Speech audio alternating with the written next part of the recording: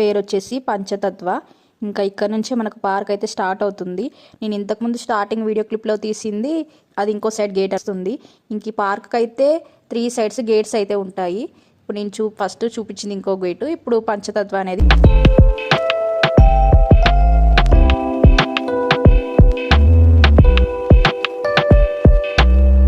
ఇంకా పిల్లలు ఆడుకోవడానికి అయితే ఈ ప్లేస్ అయితే చాలా బాగుంటుంది.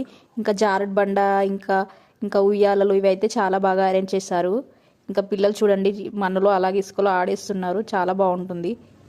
ఇక్కడ చూపిస్తున్నాను కదా వీడియోలో, దీని పేరేంటో నాకు తెలీదు, మీకైతే తెలిస్తే కామెంట్ అయితే చేయండి. ఇంకా పిల్లలు అయితే దీనిపైన కూడా ఎక్కి ఆడుతున్నారు. ఇంకా మనకు ఈ సైడ్లో అయితే సేమ్ ఇదే మోడల్లో ఉంది. ఇది కూడా ఇవి అయితే ఒకసారి ఎక్కి ఆడుకున్నాము కొద్దిసేపు. కాకపోతే మార్నింగ్ టైం కాదు, ఈవినింగ్ టైంలో అయితే ఒకసారి ఎక్కి మేము కూడా ఎంజాయ్ చేసాము.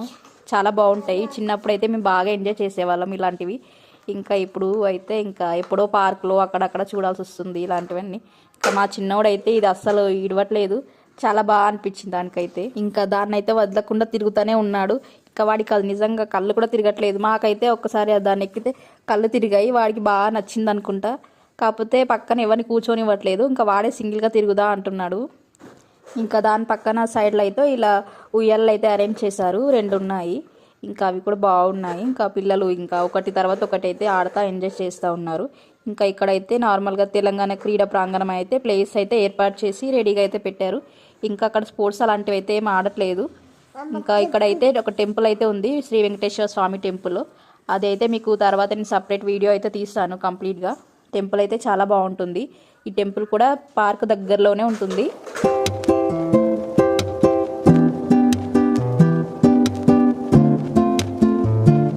ఇంకా పార్క్లో అయితే చెప్పులు లేకుండా నడిచేయచ్చు, అంత బాగుంటుంది. కింద గ్రీనరీ అదిను.